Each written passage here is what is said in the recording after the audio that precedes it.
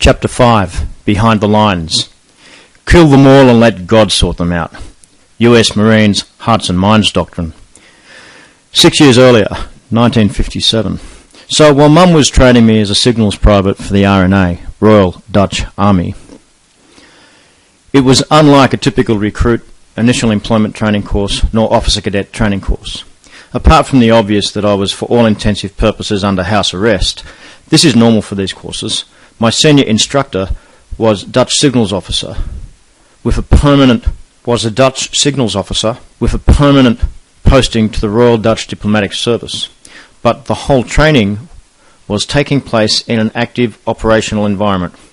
Thus, I am literally sitting in the chairs of listening post that would be eavesdropping and relaying radio telephony communications and Morse code during the Cuban Missile Crisis. Thus, my familiarity with Woodpecker. Yet, the ongoing tension between the multiple personalities of just plain old Mum, homeschool Mum, commanding officer Mum, really tested my sanity, and as such, I had to pigeonhole times and roles to know what I was going to expect and what was expected of me, simply as a coping mechanism. This meant that on a formal training course, if you made an error, there was a retraining loop, and the consequences were merely your academic record. Here, in real time, people might die, or trade deals might fail, or wars might start. No pressure. Much. Our location meant that there was always a Russian trawler offshore, never fishing, but with enough aerials to be the Western Hemisphere's lightning conductor. To the untrained eye, invisible. To the trained eye, however, standing out like a pair of coconuts on a billiard table. The Russians were in plain sight with the trawler, but that also meant they'd have covert, not quite so plain sight, or like Mum, or should I say, Major Van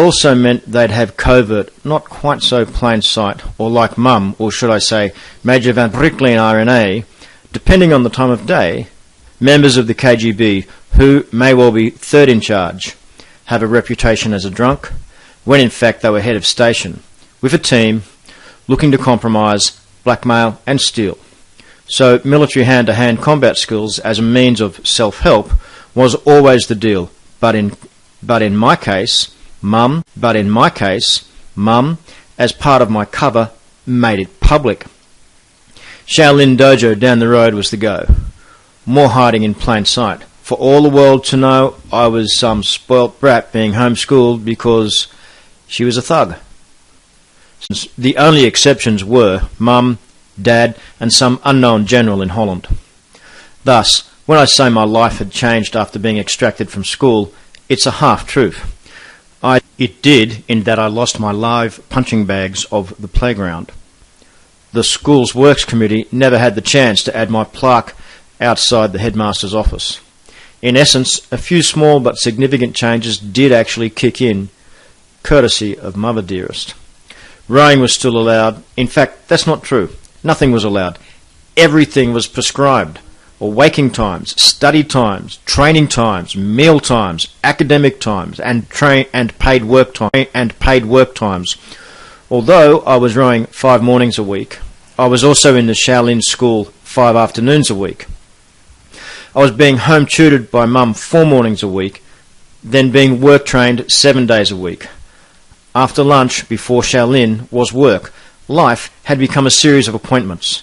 I was allowed a Sunday afternoon off a month, if the serial listening schedule allowed. Otherwise, Mum would say, "Stiff cheddar, kid. Punch anything you want, but think before you act. Repeat after me." So stated with a rising inflection over the last 3 words to add urgency. So I'd sing-song out a dawdled reply, "Yes, Mum, I'll think," only to be barked at. "Stop, you half-grown rat! I'm not your mother, I'm your superior officer. Try it again, and if you get it wrong, you'll think Dad's hiding was a warm-up." "Yes, ma'am. I'll think before I act, ma'am." Gee, talk about a split personality. Where the hell's she been hiding all my life? Turns out I didn't actually know the half of it. What really happened was that Mother Dearest had survived the Nazi occupation of Holland during World War II through guile, wit, and being able to outsmart the Neanderthal German army of occupation, and being in a rural area, was able to grow and trade food. She successfully hid in areas that were never searched, and herein lies the intelligence of that strategy. That it's really simple not to get found when no one is looking for you. It's not as nerve-wracking and debilitating to keep hiding in exactly the places where the searchers are indeed searching to take prisoners, slaves for the labour camps, and acquire, steal food, etc. Thus, not being so stressed, and having at least a good 6 hours sleep most nights, she was alert enough to support the resistance, keep herself and her family from further harm, and consequently she survived the war. This did, however, require some extreme measures. Extreme measures such as burying all the male family members every dusk with an air vent concealed to appear as part of the building, and then exhuming them before dawn every day for 4-something years. It would mean dressing as a man and running errands. It would mean building and disassembling radios, hiding their components in distributed caches. It would mean shooting pigeons in front of German soldiers and giving the shot birds to them, looking like you wanted them to have the birds, while all the way the birds not shot had messages being sent back to London. Talk about hiding in plain sight. Talk about hiding in plain sight. Moral and physical courage, all in one person. In the meantime, however, it felt like I had the female reincarnation of Hitler, or Beelzebub for that matter, himself, ruling my life. And in one way or the other, she was going to mould my obedience and forge my strength, or she might just kill me in the process. Occasionally, those 4 missing siblings came to mind, and I wondered how close I was to following in their absent footsteps. The upside was that unknowingly this rigor qualified me as a radio operator, a radio technician and an interpreter, all essential competence required to man, or staff, a Cladstone listening post so far behind the lines that self-rescue would be the only chance of survival if it ever came to that. Woodpecker? Woodpecker is a hazard to safety at sea. It's what the Communist Soviet Union would broadcast. It's what the Communist Soviet Union would broadcast to block an HF frequency. And they do it for hours at a time. Now it's possible that the apparent random tapping would have actually been an encrypted signal. If, however, it was cracked, those who knew it were far above my pay grade, and it was for general consumption just considered a blocking tool. Woodpecker would force us to use other frequencies, and in that act alone cut off communications from those who could only be reached on those pecked out frequencies. Bet 1963. So at 0300 we head off road with no lights, waiting and marching by the moonlight, hoping to avoid being discovered and therefore not have to address possible capture. We are still very much in escape and evade mode.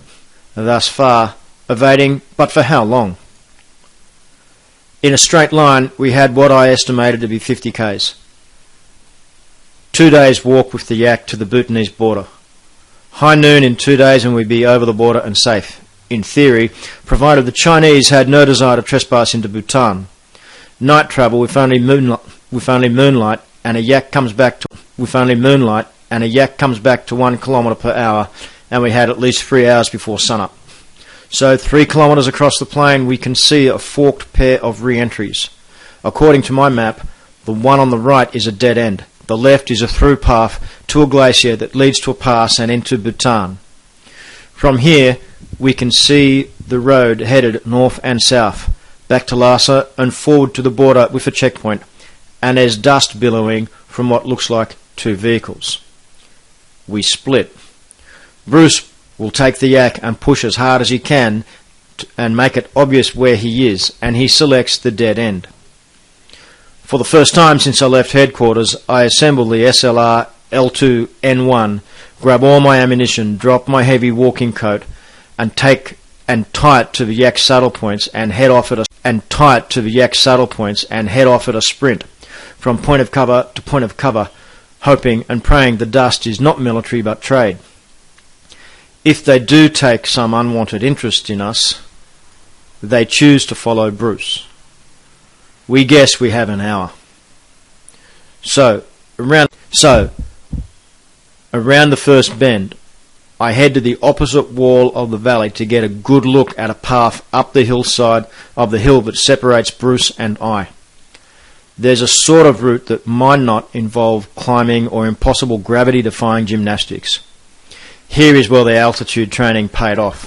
After 3 days with a total of 4 hours sleep, the effort was all mental. So, 45 minutes after leaving Bruce, I have climbed up 5,000 feet to a ridgeline of a ravine and down another 3,000 feet. I am now no more than 200 metres from the centre of the valley in a straight line, and I have a clear view of Bruce and the yak at the end of the canyon below.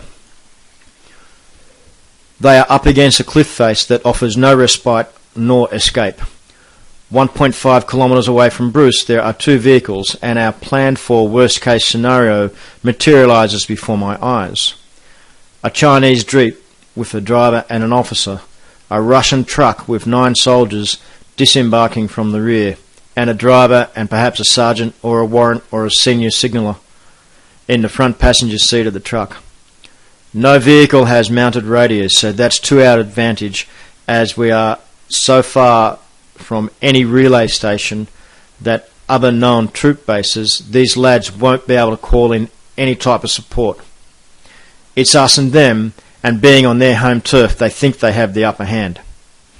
So, I mentioned earlier that the SLR L2N1 was a pull-apart. What I didn't mention was that it was nearly a one-off. All rifles have a thread on the inside of the barrel. This is what actually makes them rifles. These twisted grooves provide spin to the projectile and limit the variability of the flight path, thus making straight-line shooting a possible and repeatable science. The normal difference between an L1N1 and an L2N1 is that the L2 has a heavy barrel, a bipod, a fire selector capable of fully automatic fire. Where this individual weapon differed was it also had rifling turned into the and a fire selector capable of fully automatic fire. Where this individual weapon differed was it also had rifling turned into the outside of the barrel. This can be done to reduce weight and increase heat exchange, but weight has rarely, if ever, been a general consideration when providing infantry with weapons. The army would rather build bigger soldiers than consider weight to recoil ratios. In this case, the external rifling was actually not rifling, but a thread for an attachment, that attachment being a sound suppressor. There are 3 sources of noise from a self-loading rifle other than the noise made by the rifleman: cocking or loading action, be it placing on or off of the magazine, or the actual chambering of the round by the breech block. Firing the rifle. This means from the firing pin hitting the primer upon the trigger being squeezed, and the explosion of the powder inside the casing that propels the round. The bullet itself becoming subsonic as it slows to below the speed of sound. What a silencer does is, quote, to a certain extent, muffles the sound of the explosion when the powder ignites inside the shell. What it can't do is prevent the sound of the projectile breaking the sound barrier. This is achieved by having the correct amount of powder in the cartridge so the round never goes faster than 343 meters per second in the first place. When being shot at with normal rounds, as in supersonic rounds, there is a crack whoop sound. The crack being the bullet breaking the sound barrier, and the whoop being the bullet fired as the sound catches up with the bullet. The larger the gap between the crack and the whoop, the further away the source of the fire is. Kind of like counting seconds between the flash of seeing a lightning and hearing the thunder. The problem with being shot at with a subsonic round is that you get a very low level whoop,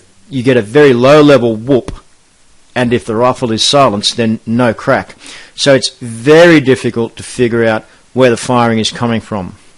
Now, this is all fine and dandy, but the problem with a subsonic centerfire round is that because in such relatively small amounts of powder are used to propel the bullet out of the barrel, the resulting ballistic curve becomes more parabolic than flat line. And, being self-loading, if there's too much gas trapped by the silencer, the breech block won't return correctly to feed the next bullet into the breech, thus turning a self-loading rifle into a repeater, or worse still, a jammed repeater. When all these things are working correctly, it still requires superior marksmanship to hit the target, simply because of the rainbow type flight path of the bullet. Flight path of the bullet. So I went prone, observed that all the men, 13 of them, had left their vehicles. I screwed on the metre-long silencer, extended the bipod, and looked through the scope and started judging distance, counting their steps and controlling my breath. Currently, these soldiers were about 1,200 metres from the far end of the canyon and about twice the distance of an area target from an AK-47. Major Bruce walked the yak around so it was standing side on to the advancing troops, then drove a tethering stake into the ground so the yak couldn't run off. He hobbled its rear legs with the hobble iron so it could only move slowly and slightly in quarter steps. He then walked around the head of the yak, pulled his SLR L1 N1 out of the saddlebag, chambered around, shouldered the rifle, said sorry and shot the yak in the head just above the eyes. Its knees collapsed under it and sat there motionless as a stream of warm blood ran silently out of the forehead and then started to pool in front of it. Bruce then dragged his heel through the river sand to a naturally formed depression to have a river of blood form a lake of blood away from where he was about to lie down. It is most unpleasant, sticky and smelly to be covered in animal blood in the field with little opportunity to get clean. The sound of the yak killing round had echoed up the valley. The advancing troops all stopped. There were orders barked.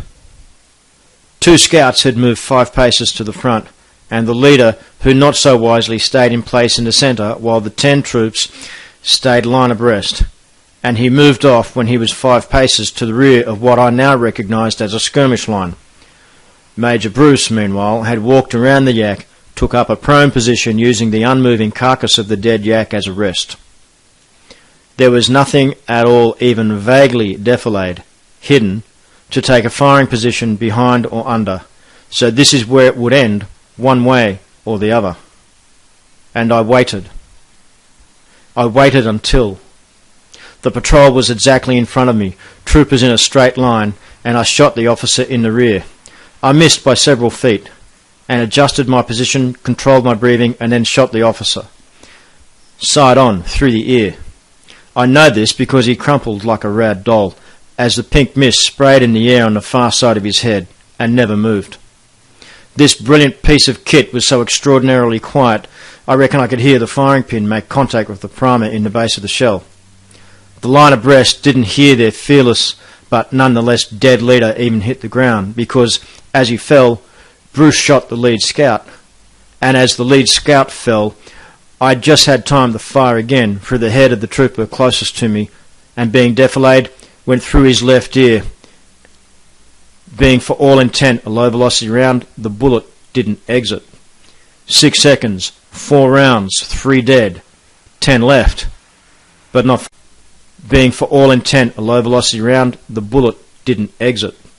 6 seconds, 4 rounds, 3 dead, 10 left, but not for long. By now, all the troopers were prone and firing at Bruce, or should I say, the yak. They had AK-47s with spike attached with the spike attached bayonet, but a charge from 300 metres out was never going to happen, not without an officer, and this warrant was clearly not made of sterner stuff. So I picked out what I reckon was the warrant and left him out, and simply shot the other 9 troopers. It was all over in less than 3 minutes from the first round being fired.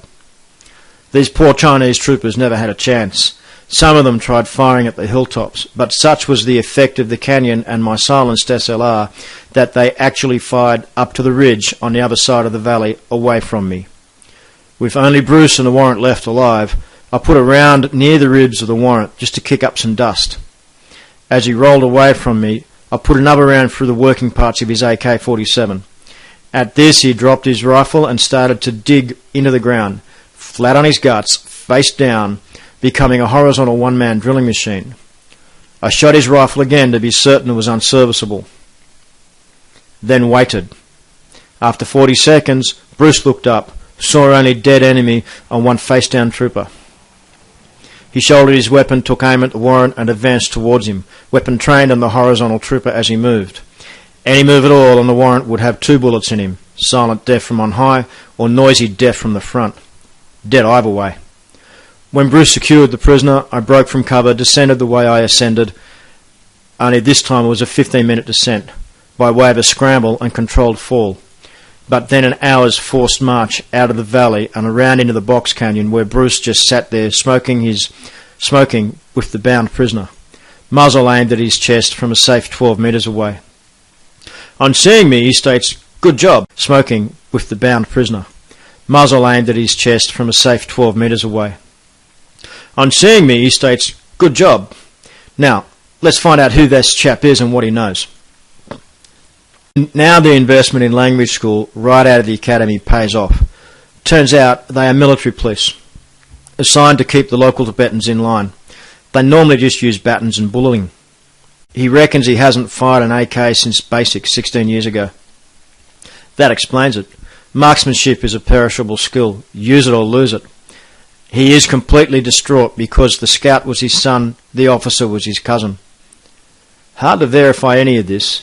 It all sounds too convenient, but deciding what to do or proving if any of this is real or not is above my pay grade, with a major here to decide. So we cut his boots off, then his clothes, tie his feet, while Bruce keeps his boot on his neck and places the muzzle of his rifle beside his head, just behind his left ear. I move all the AKs away from the bodies in one pile. We both sling our rifles and make a show of drawing and cocking our pistols, then order him to get the keys for both the truck and the jeep from the bodies of the dead Chinese soldiers. He does so. I go and get the truck, and while Bruce gets him to throw the dead bodies into the back of the truck, I go back and get the jeep, drive down.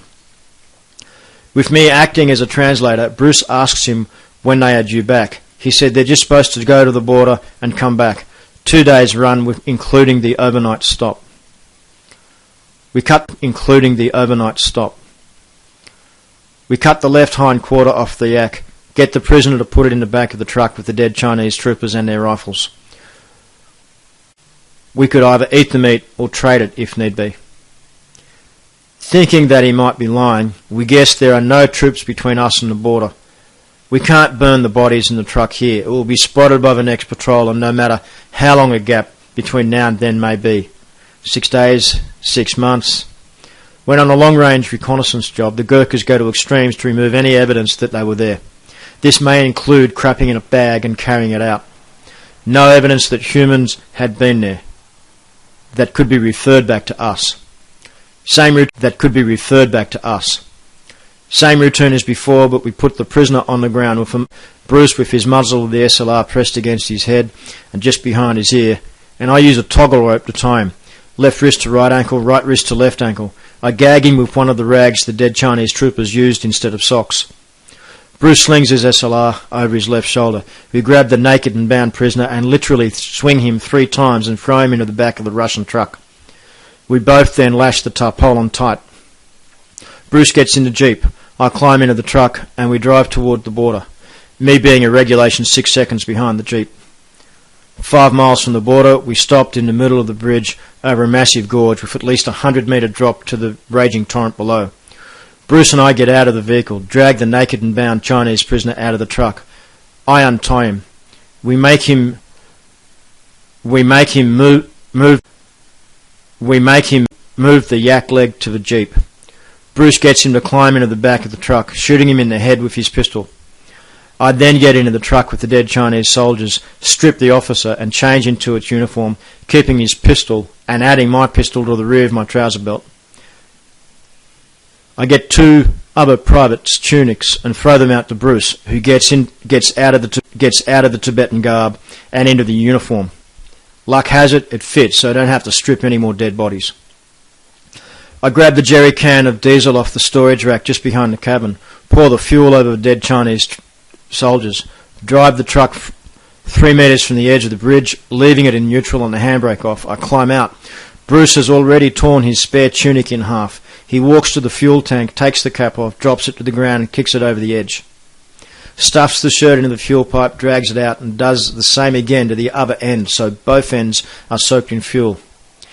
He does this with the other half of the tunic and leaves the cloth in the fuel pipe, walks back, puts the rag on the ground, lights his pipe, and with his pipe in his left hand behind his back, picks up the diesel-soaked rag from near his feet, tosses it into the back of the truck from near his feet, tosses it into the back of the truck with about 500 millimeters hanging over the tailgate, lights it, stands back, and then stands there beside me puffing on his cherry wood pipe while the corpses catch fire. Once the flames start to lick the wooden sideboards on the rear of the truck and the canvas is smouldering, he walks to the tank. He lights the tunic wick in the tank. I'm already pushing the truck towards the edge, but a 6-ton truck is not an easy thing to shift when you're only 77 kilos. So Bruce joins me at the rear of the truck. With his extra weight, we get a small movement. It'll get there. As it started, so we stay at the rear, like breakaways in a rugby scrum, pushing this pyre of DEF and diesel towards the water, towards its watery end below. Whoomp! The fuel tank blasts out, echoing up the valley, down the river gorge and knocking us off our feet, rocking the cabin, scattering molten bits of shrapnel and flame in all directions, singeing our hair and our clothing, leaving a covering of soot over our faces, and worst of all, stopping the truck. With the front tyres alight from the fuel tank, the situation changes from urgent to desperate, because once these are melted flat, there's no hiding a truck and 13 dead half-burned Chinese. So we spring back up off the road and push for our lives, finally getting the front wheels over the edge in what felt like an hour, but must have been less than a minute. As the front wheels went over the edge, the rest of the truck just tumbled forward into the abyss. For a split second, I thought it was going to get stuck on the chassis on the edge of the bridge, but thank goodness it just ripped itself away from us. In doing so, however, Bruce's cuff and wristwatch catch on part of the underside of the smouldering tailgate and gets dragged over the edge with it. It was a brand new webbing type band and it didn't snap. Had it been a leather band, like pretty much everyone else was using then, he'd have been fined. The unbreakable technology of woven nylon sent him to his death. He yells, and without thinking, I pull the T-33 pistol from my holster, double tap him as he falls, drilling 2 overlapping holes in his forehead as he races away with the trailing plume of diesel and human smoke crashing into the river and out of sight. The truck has vanished, and I think, whoops, he won't get laid again. And now I have a 5-mile drive to the border.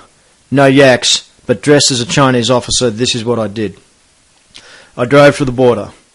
I was challenged by the guard. I needed papers to cross. I stated I was on a personal mission from Chairman Mao and he had better let me through. He wanted to argue, so before he had a chance I got out of the Jeep, made a parade ground sharp quarter turn and walked to the rear of the Jeep. I barked at the guard in perfect Peking Mandarin and ordered, "Come help me." Reflexively he followed. I tossed the yaklet to the guard and the guard nearly fell over under its weight. I nodded to the other guard by the gate, who raised the boom. I returned to the Jeep, drove through to the next set of boom gates and was challenged by the Bhutanese guard. So I actually told the truth. "Soldier, I'm a GUIRKHA officer returning to Mother India after giving grief to the Chinese Communist People Liberation Army. Please let me through and I'll put in a good word with your colonel. Besides, if you screw this up and make a fuss, those slanty-eyed short-dick bastards 25 metres away will probably smell a rat and you'll likely die in the crossfire. I reckon you want to get back to the barracks tonight after this picket and back home to the family on the next rostered leave?" I made a show of flashing my papers that up till an hour ago had been the dead Chinese officers. No response other than a 3/4 turn from the vehicle to the guardhouse, followed by a nod. The boom was raised, and I suspect I raised his gross domestic happiness. The Jeep drove through, unchallenged further. I drove around the bend and out of sight. There was no manned checkpoint returning into India, nor into Nepal, and I drove all the way back to Nepal headquarters without a challenge, incident, breakdown, not even a flat tyre. I can't tell you how much easier it is to drive than to march these Himalayan roads.